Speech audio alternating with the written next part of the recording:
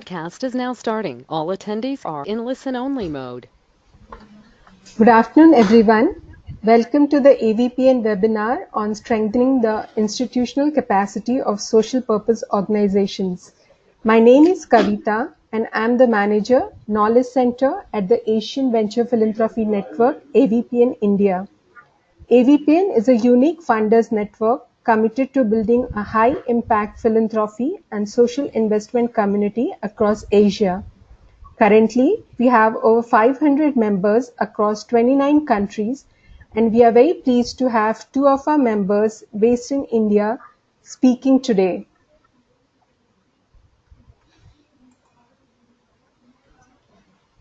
Representing Dasra, we have Priyanka Anand Chadha, who is a manager. Priyanka will take us through what entails capacity building of SPOs. Following that, we have Akash Sethi, CEO, Quest Alliance. He will speak on his organization's approach to capacity building and the impact it has had on its growth. Before we proceed, a few housekeeping instructions. We will not take any questions during the presentation, but we will open up the floor for Q&A afterwards. Please feel free to use the console to type in your questions during the webinar, and I'll raise the questions to our speakers. If you have further questions that are not answered by the end of the webinar, you can email us at india@avpn.asia. Without further ado, I will now hand over the presentation to Priyanka.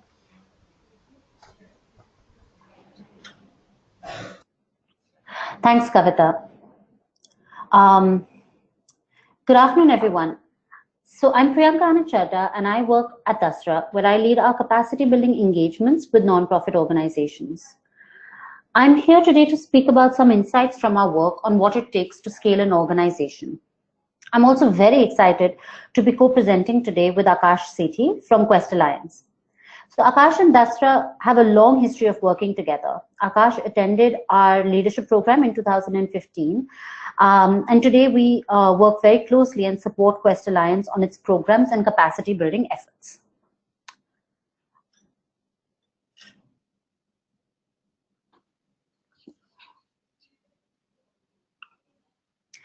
Kavita, I'm having a bit of an issue with changing the slide. Can I ask you to do that?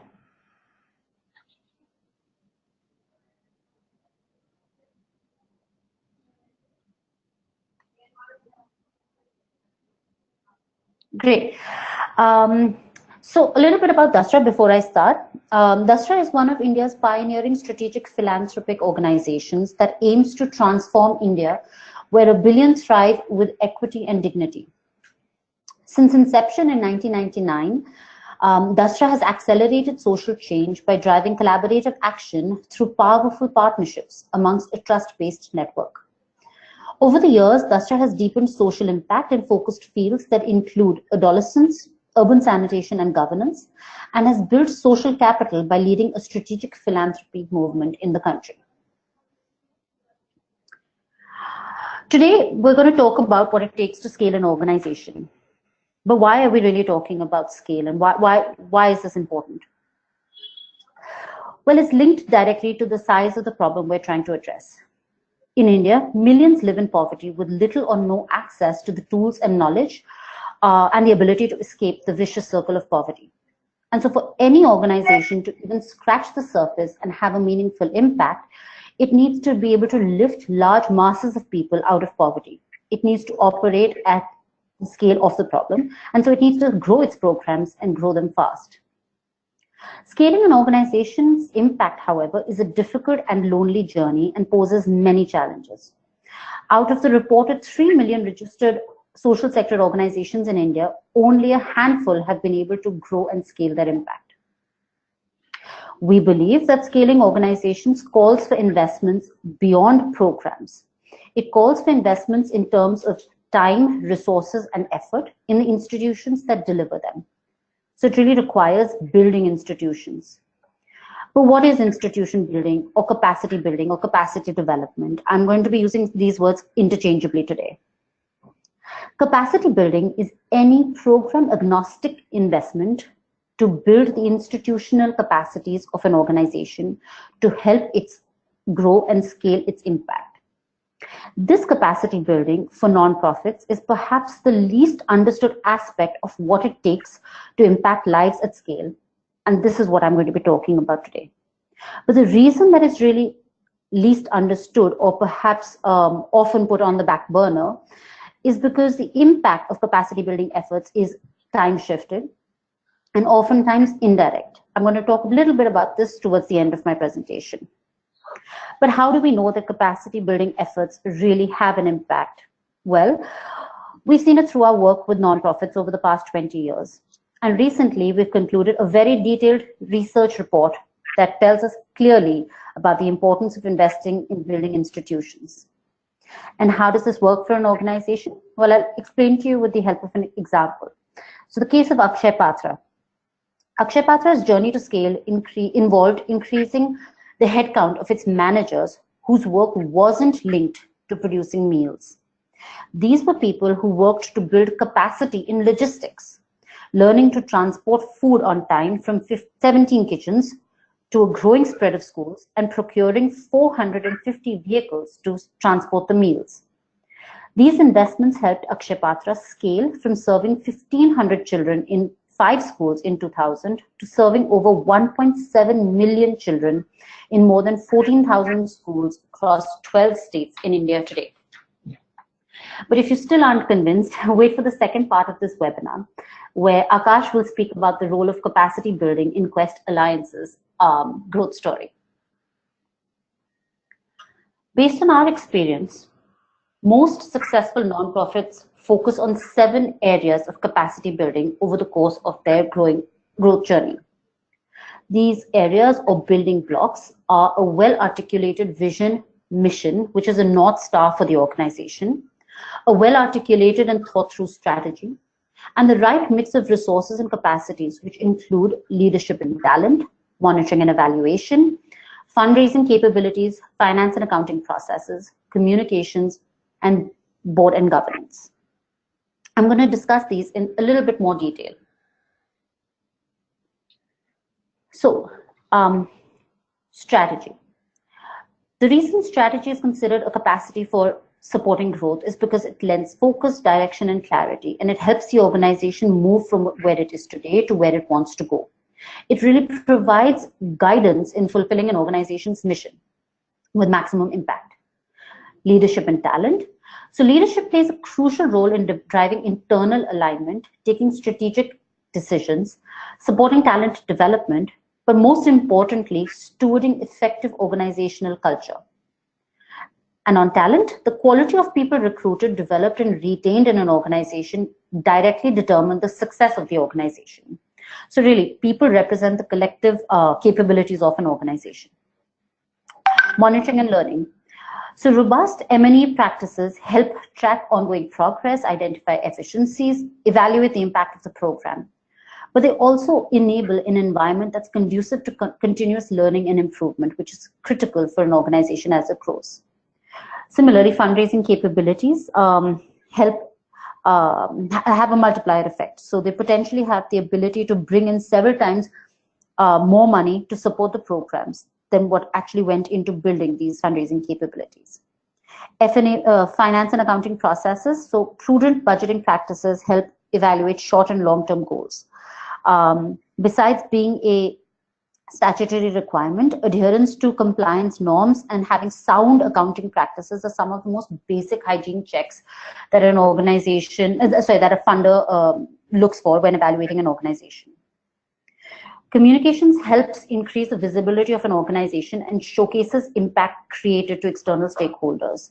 As you grow an organization, working with external stakeholders, bringing more partners, working with the government becomes critical. And so this capacity plays a very central role. It also helps reinforce the organization's image externally and enables the staff, management, and the board of the organization to rally around a more coherent identity of the organization. And finally, board and governance. The board helps the organization envision direction and shape future strategy, as well as anticipate potential problems. Non-profit board members can play a distinct role in being active, vocal, and visible advocates for advancing an organization's mission.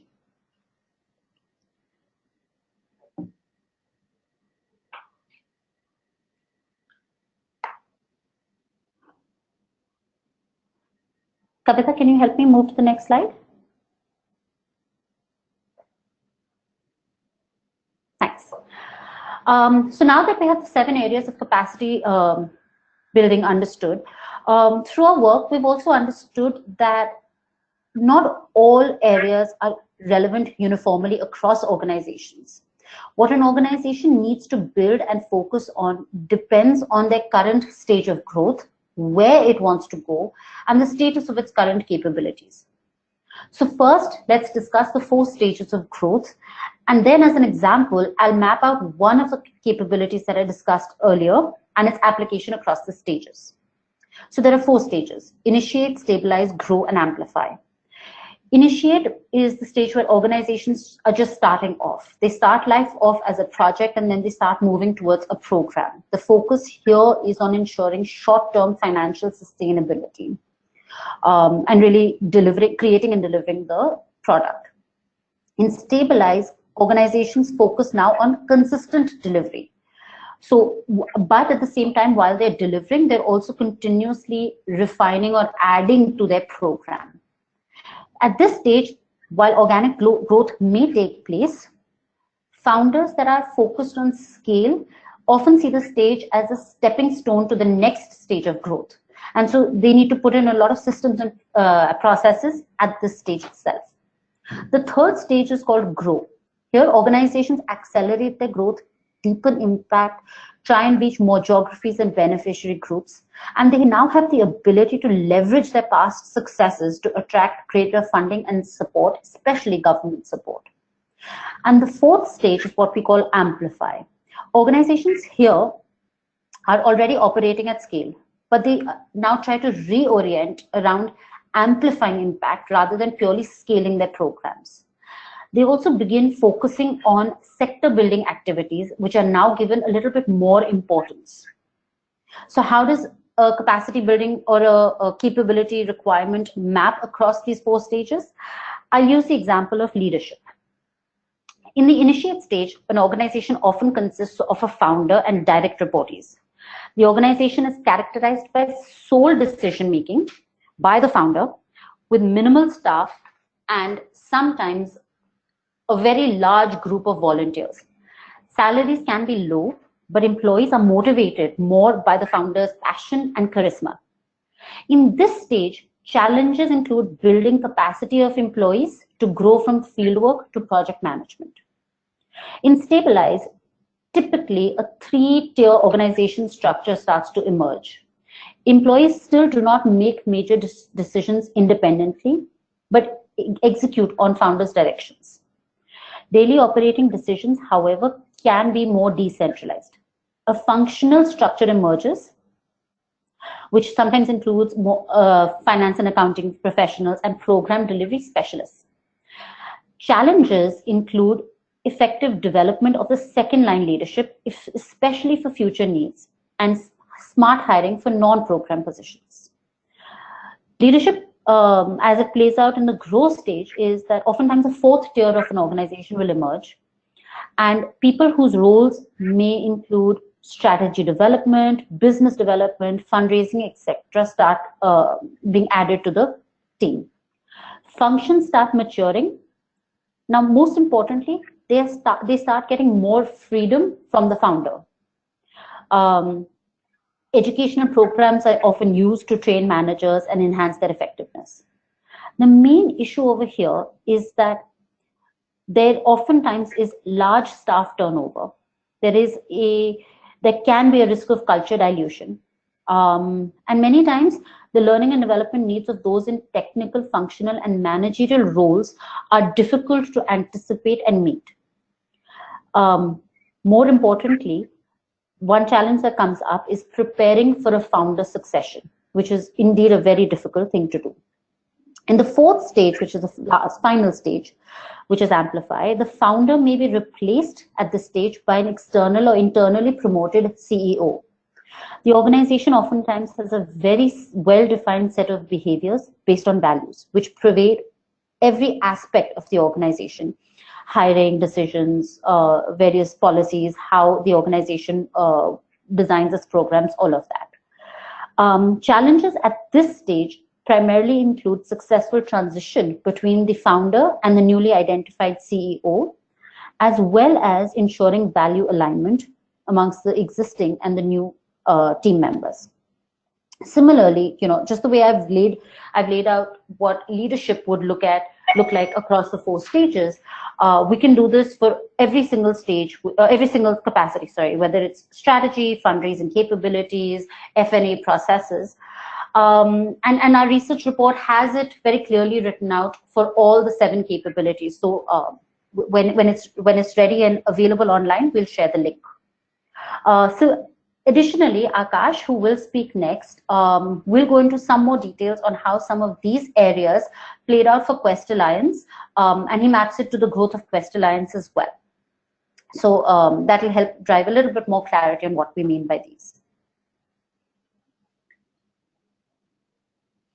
Kavita, can I move to the next?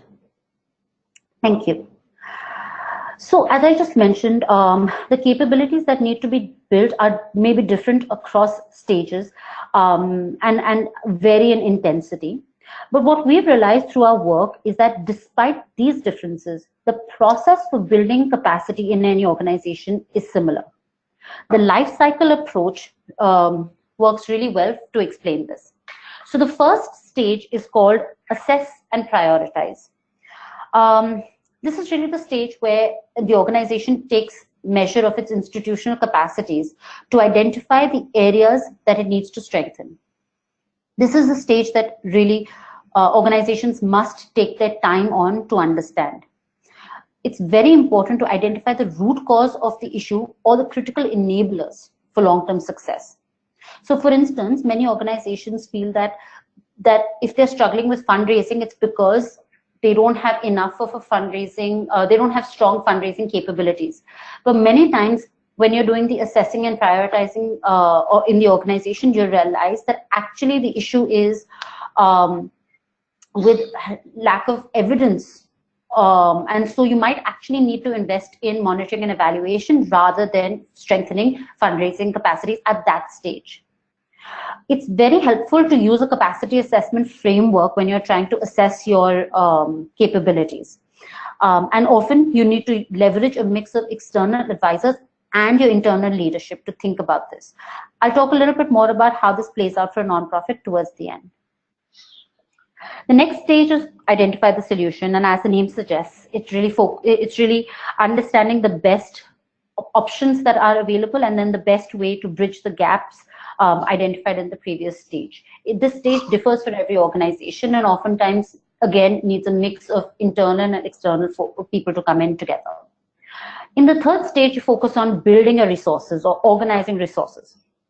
Given that raising funds for capacity building can oftentimes be very challenging, organizations have to get creative about how they're resourcing. They need to draw on their board members, funders, or corporates for pro bono expertise and advisory services. The fourth stage is called implement the solution. This is perhaps the most crucial stage in the life cycle. Implementation starts with ensuring that there is adequate bandwidth and that the required skills are available. It also involves regularly reviewing progress and continually driving buy-in in the organization. I don't think I can emphasize the part about continually driving buy-in enough, because that's really very critical for organizations to do. And the final stage is called evaluate impact, where nonprofits and the funders can actually measure the success of these engagements in the short term based on some success indicators that are identified in the initial plan. Moving on to what all of this means, and if you're a funder or a nonprofit, how does this work for you? So if you're a funder and want to help a nonprofit build its institutional capacity, what do you do? First, you translate your business acumen. So you contribute beyond financial resources, but rather help the nonprofits understand how they can strengthen themselves and grow holistically.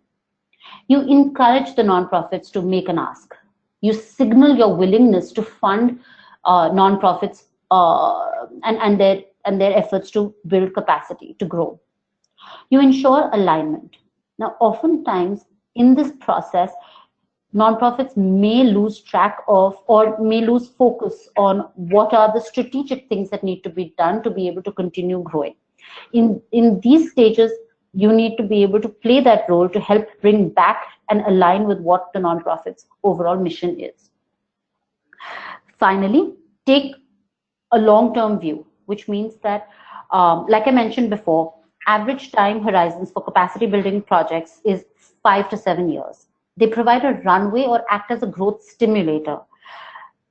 And this can mean that you need to provide support through the implement stages, and I help think through the implementation challenges that come across. And closely linked to this is establishing accountability mechanisms that work and that have trust right at the center of this. Kavita, let's move next. And what about recommendations for nonprofits? So you need to develop a compelling rationale.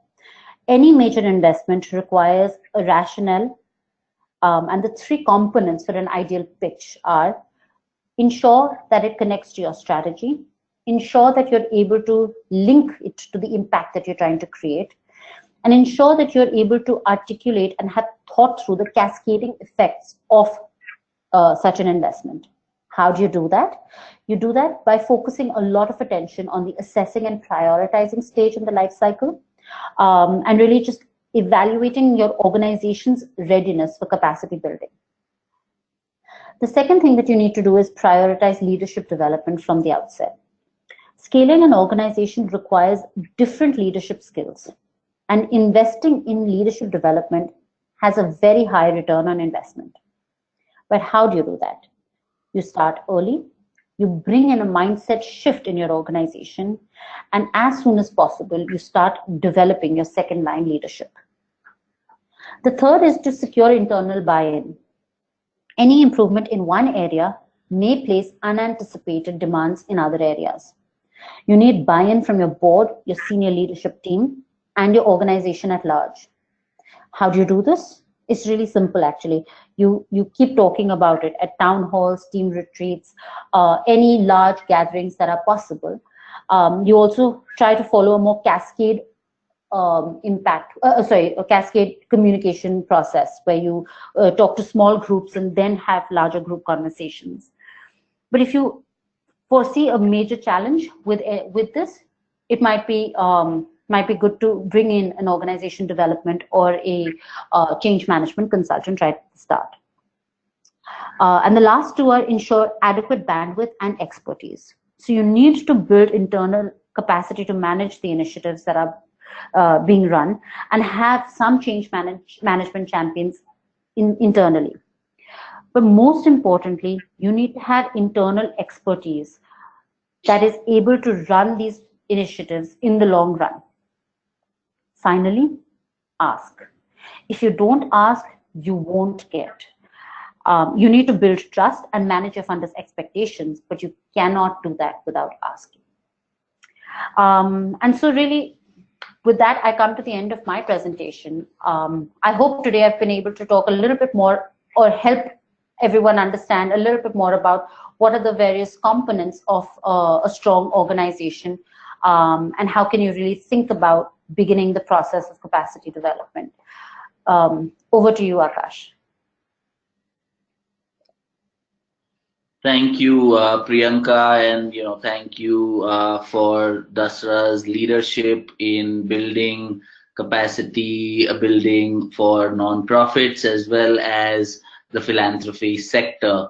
I think it's been a great learning experience, and I'm going to share a little bit about the Quest way to build a learning organization, and how does that lead to institution building or greater capacity.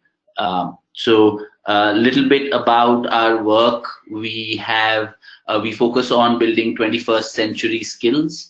in young people and help them move from school to work, which means we work across middle schools, secondary schools, and vocational skills training.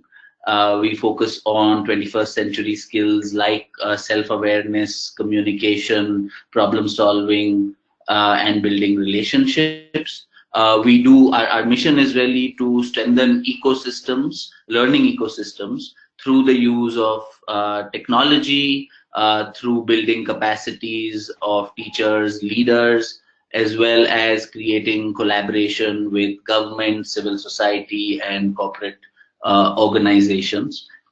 And our goal in the next 5 years is to impact 4 million learners across the country.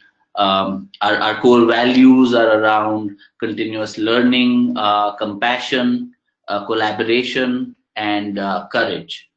And as we think about institution development, I would like to actually give the metaphor of a symphony. And a symphony where really the focus is really on building a melody, where the focus is really is greater than all the different instruments that are playing. The focus is really on building the larger melody, and where we say that the whole is greater than the sum of all the parts. And in the context of institution building, this also translates into the fact that as an organization, we may have different programs, different functions, different processes, and different structures. But these need to be really synergized to create institutional growth and sustainability. And this really depends on the different parts and how well connected they are, while maintaining a certain amount of independence. But what really fuels the institutional development is really the creative tension between these different parts that really ensures that each part is really pushing for a greater whole to come about. And it's really the role of the leader to, or different leaders to really synergize these different parts. So from the context of Quest, I would like to say that we've tried to build the climate or the weather conditions that really allow for this to happen. And we focused in the last 12 years of our journey on 3 key aspects for institution building. The first one is strategy and change. The second around leadership and talent creation, and the third one around fundraising and communication. Our journey has started in 2005, where we were really starting up to experiment with new models using education technology, focused on understanding what the education, employability, entrepreneurship landscape was, prototyping a few ideas, 3-4 different ideas, and really sharing the lessons learned through those ideas. Our team size back then was 5 people. The next phase, which we call the relate stage, where we were really starting to sort of consolidate our learnings as someone who had experimented with certain innovations and started creating a strong focus on our program models for education and employability. The third stage that we went through from 2013 to 17, where we really wanted to elevate our programs, and where we initiated a change process through moving from a project to project based approach, where there were different funders coming in and going out, to really consolidating it into a program, and where we focused much more on sustainability and scale. And our team grew at that stage from 27 people to 100 people. in 2017. And now we've just completed our strategic plan for the next 5 years, where we are focusing on ecosystem building, where we would really build capacity of different partners who are non-profits, who are government functionaries, as well as grow the 21st century skills training sector through research and through dissemination of that research at scale. So I'll just go through a few stages and what our focus was in these different stages. So in our first stage, our focus was really to bring different stakeholders together and really understand their challenges, their problems, and really build a collective vision for an organization like Quest and what it could do. The focus was significantly investing in building and creating a culture of documentation and evaluation of our experiments, bringing in a network of experts and practitioners who could be consultants or mentors, but building special expertise in instructional design or in monitoring and evaluation was something we focused on. And also being out there, really sharing a lot of our work in regular platforms. I think the center of this space was really a lot of discussion in the team, in a small team. We were constantly self-evaluating our work on whether we are doing something right or wrong. There was a lot of discussion-oriented process that was getting initiated in this stage.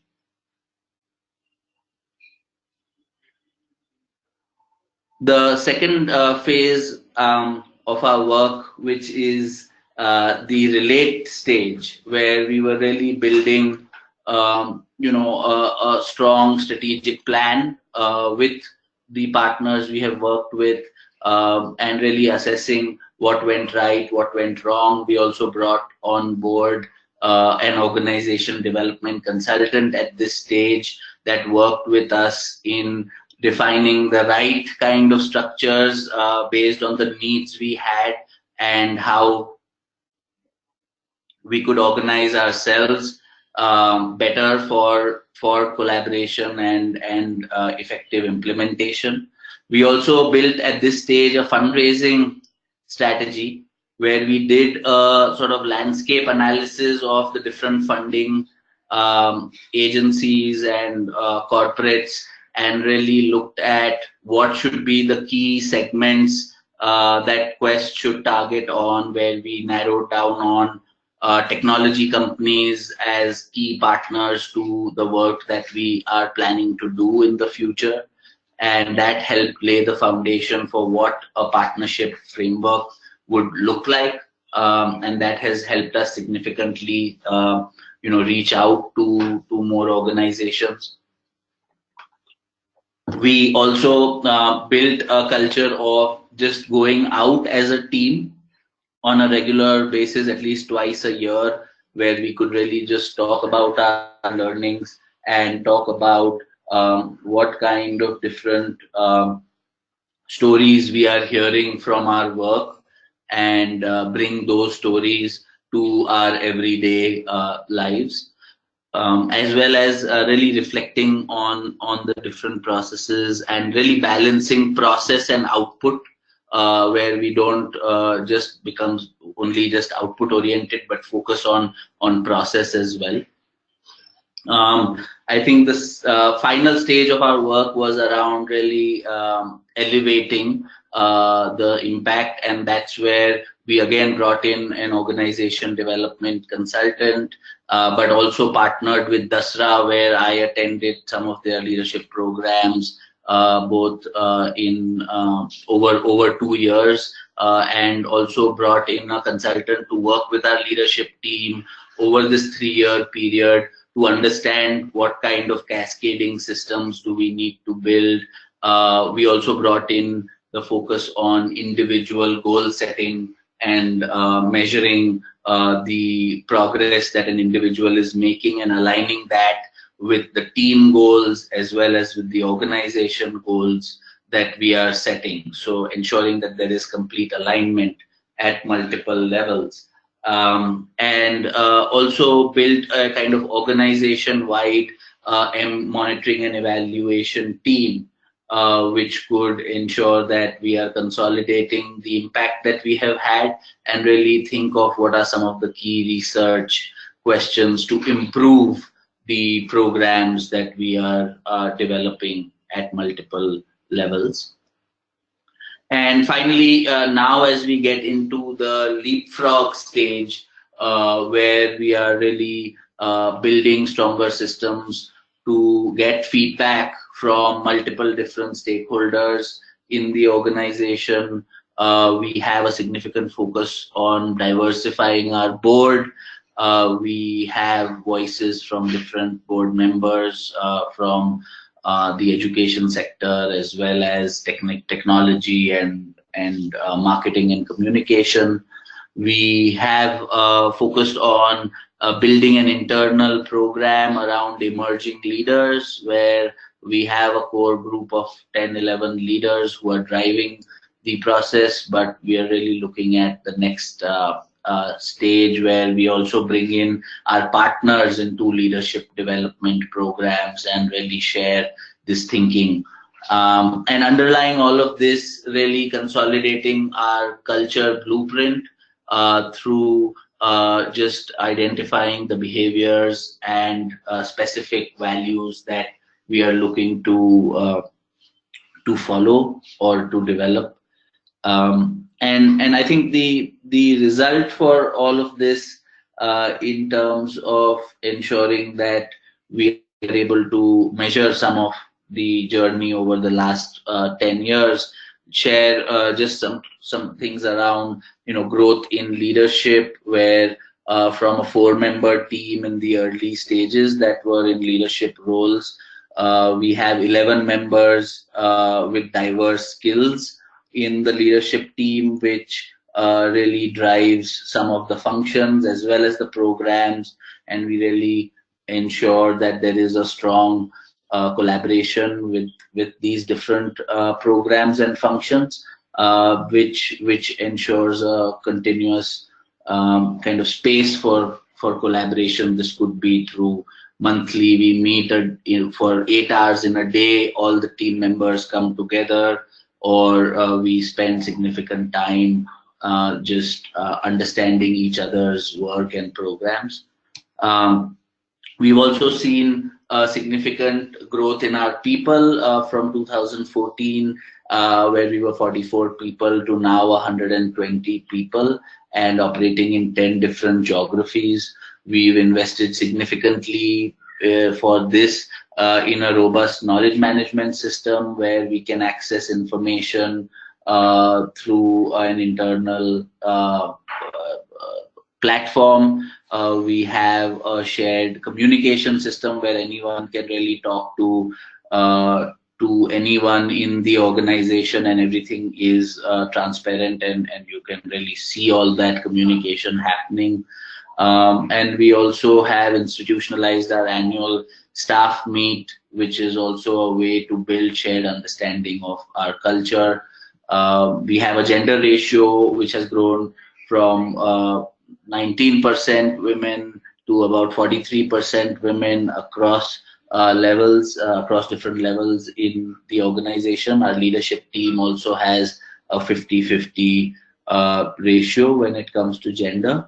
Our partnerships and outreach has also grown significantly, where we were working with about 14 non-profits, 1 state government and 5 donors, to now where we are working with close to 41 non-profits, 7 different state governments and 19 different donors.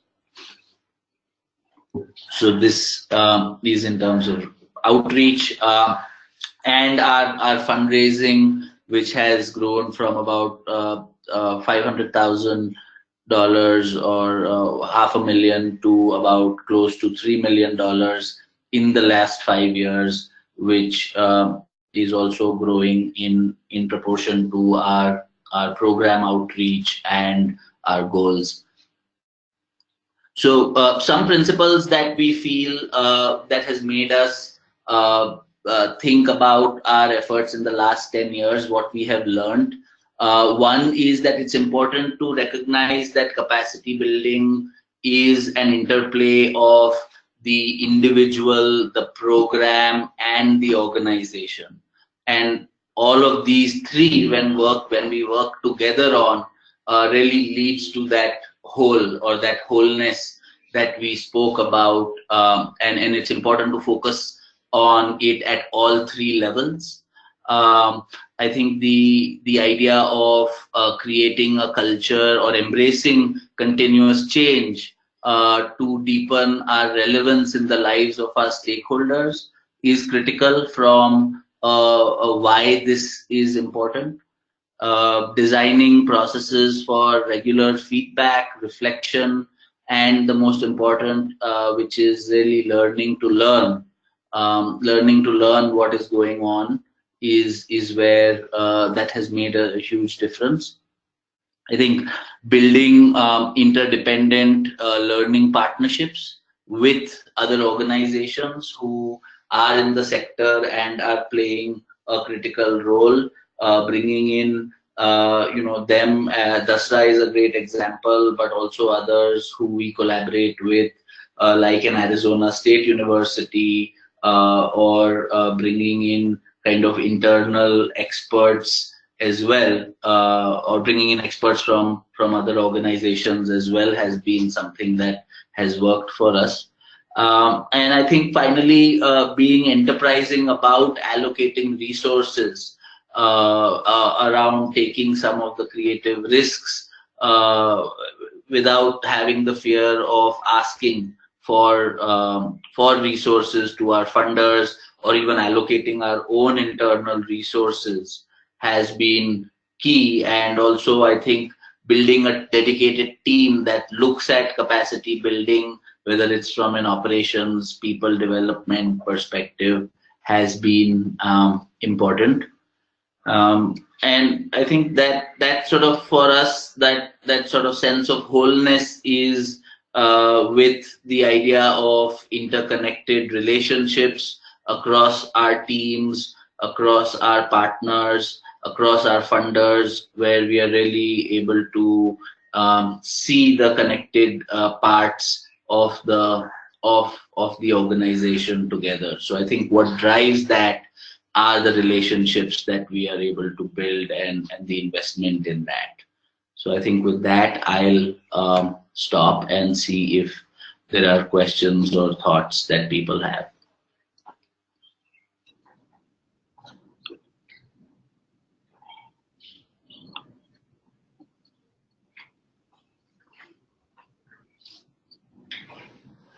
So now we'll be taking the questions from our audience. The audience is requested to type in the questions, and I'll take it up with the speakers. Priyanka, there is a question for you. Megan wants to know what are the best tools or frameworks available to evaluate an organization's current capacity? Sure. Thanks for asking that question, Megan. So there are actually quite a few capacity assessment tools and frameworks that are readily available on the internet. Some that we know of and believe work really well for the nonprofit space as well as the India context include the Organizational Capacity Assessment Tool, which is OCAT by McKinsey. There's also an AVPN capacity building canvas. Both of these are readily available on the internet. Dasra has also developed its own Dasra capacity assessment tool, what we call DCAT, that we deploy with our partner organizations. But yes, so there are quite a few that are available online, and these are the three that I can tell you about right now. Akash, there's one question for you from Ahmed Fawaz. He wants to know how the organizations can build capacity of the staff in a cost effective manner in areas of goal setting and hiring right, because these are the two pain areas which continue to hurt if done wrong. Sure. I think one thing that's worked is to just have that culture right from the beginning, where we are able to, have some basic goal setting and evaluating the progress we are making against the goals. I think the idea of also having timesheets or writing activity reports, which also allow the people to reflect on what is going on a monthly basis, and that being transparent to the managers and leaders is also, I think, helpful in building that culture of doing that. Um, I think the part of recruitment is a challenging one, and I think we continuously need to get better at it. And I think the at a later stage, I guess when one is doing more decentralized hiring, I think what really works, especially for key functional positions, from a recruitment point of view, is to really involve more than one or two people in the recruitment process. Ensure that there are questions around different scenarios that are there from real world situations that you have faced, to really check on the values connect, to really bring in a stronger process and not just do it on an ad hoc basis, which ensures a certain amount of consistency. So yeah, those are things that come to mind as I think about that question. So Priyanka, Parul wants to know, um, what is your take on corporate willingness to support institutional building in grassroots NGOs? Sorry, corporate willingness in the sense of CSR efforts to CSR companies that are looking to invest in capacity development. Yep. Okay.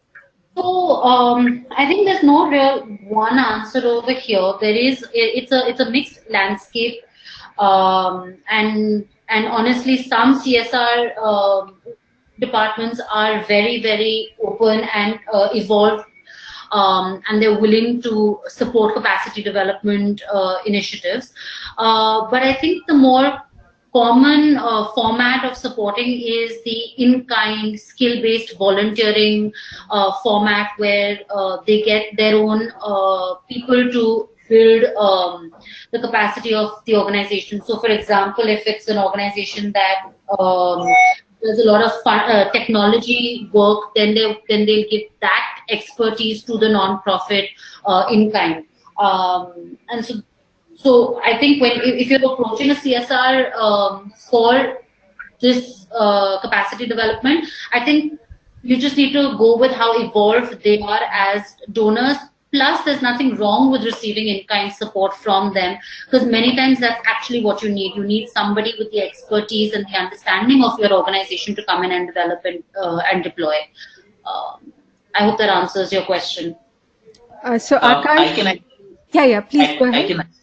If I add to that, I think it comes back to kind of not necessarily seeing it separate from your program budgets. If you have corporate partnerships, it's really to ensure that we see it as a whole, which means that we budget for institution capacity building, even with companies on a program budget. We add capacity building line items which are not seen separate from your core objectives of the program. I think that mindset in nonprofits also needs to change, and I think that also can go a long way in translating current funders that we may have, or even new funders, to ensure that they are able to direct funds towards this as well.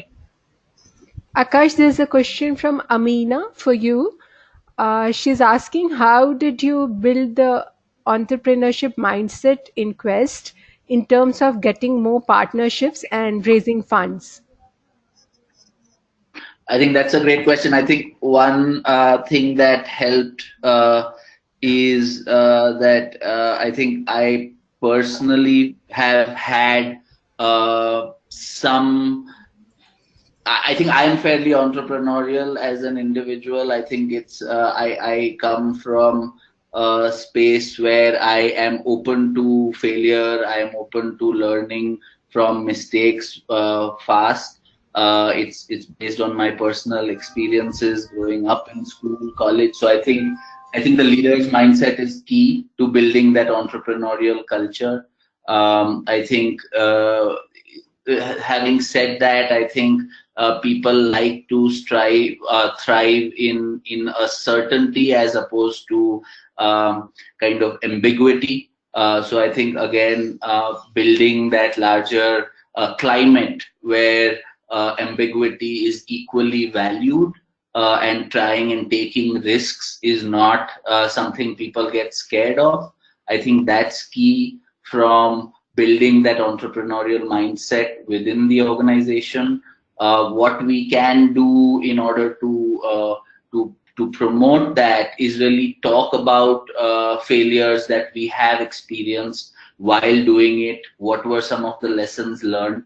I think talking about failure is something we do at least once a year in an open kind of space within the larger team. I think that helps acknowledge that. I think on the partnership side, I think having the strategy and the landscape for what kind of alignment can Quest have with some of the key funders in the sector, having a strategy in place where we knew who are the top 30 organizations that we would like to work with in the next 5 years. I think that strategy building really helps, where it really stops becoming ad hoc to where it becomes planned. I think building a culture of fundraising again within the leadership team, where it's not seen as one person's job or two people's job to raise funding, but really 8 to 10 people take responsibility for fundraising and talking to different funders. I think that also is equally important, as opposed to just adding more people or thinking about it from the perspective of one person's job versus it's a collective job. So I think those are things that I can think of immediately. Priyanka, Jacqueline wants to know, as you mentioned, capacity building takes 5 to 7 years of investment to see its impact. How do you evaluate the near-term and long-term impact from Dasra? And given there are multiple donors that could fund the organization, how does Dasra single out the impact of its investment? Right. So I think definitely the way you evaluate impact will depend on what you're trying to achieve and the areas that you're investing in. But one of the ways that we look at it is the life cycle. Why it goes back to the first stage, which is assess and prioritize, is because we believe that it's a continuous cycle. Once you reach the stage where you implemented the changes that you want, you need to go back to the capacity assessment tool or framework that you used in the beginning to see where the movement has been. These tools just, they ask, oftentimes they just ask very basic questions, and the movement on the answers in those questions helps you understand how you've moved. And so that might be a little bit more of a 1 to 2 year, check-in to see how your movement is. In terms of longer term impact, of course, you need to be able to see that if you're an organization that's working on improving the lives of women in a marginalized community by giving them access to livelihood opportunities, of course you need to see after 3 to 5 years or 5 to 7 years, has there been an exponential change in the in your ability to impact the women. So have the numbers changed not by a straight line but by an exponentially, or have you been able to deepen the impact? So you need to go back after 5 to 7 years to the work that your organization is trying to do. But in the short run, you could go back to your capacity assessment tool that you used in the beginning to see where the movement has been. Priyanka, there's another question for you. Tamir wants to know, is there any specific tools or approaches for domain landscape mapping exercise for the non-profit organizations which are entering new locations? So to be honest, at this point, so when you say that, trying to do an X-ray of the area that you're going to, I am not quite sure, simply because when you ask that question, it has a lot of, there's a lot of program specific elements that need to be taken into account when you're doing a landscape mapping. Whereas what we're talking about today is purely institutional building, thinking about leadership development, F&A processes and all. From the program angle, Akash, if you have something to add, any tools that you have found helpful in the past? Nothing that I can think of immediately. Okay, Priyanka, there's another question from Alicia. She's asked, can you share some programs that build capacity of senior leadership in non-profit or social enterprise space? Sure. There are actually a few that focus primarily on the non-profit, senior leadership in the non-profit space. There are about 5 to 7, one of which is the Dasra Social Impact Leadership Program. Details of that are available on our website, and so if you're interested, please do get in touch with us. In addition to that, there is the Strategic Nonprofit Management Program that's held at the Ashoka University once a year. It's a week-long program. There is the Aritra Leadership Program as well. And then there are others like the South Asia Leaders Program. We have a very large database with all of these programs. Each caters to a specific area of capacity building support in senior leaders. We're happy to share that, and once a report is available online, maybe in another 15 to 20 days, you can access that, and the list is available there. So in interest of time, we'll not be able to take in any more questions, but whatever questions have already come in, I'll be sharing them with Priyanka and Akash, and we'll get back with the answers to the people through the email. So I thank you everyone for your participation in the interesting session. And thank you very much, Priyanka and Akash. We will post the webinar recording on our website by next week. So please look out for it. So all the people who are asking if the recording is going to be there online, yes, it's going to be there. By next week, we'll have the recording online and you'll be able to access it. Also, the AVPN Conference 2019 will be held from 25th to 28th June in Singapore. The conference will bring together a diverse group of funders and resource providers from around Asia on one platform for multi-sectoral collaboration and knowledge sharing.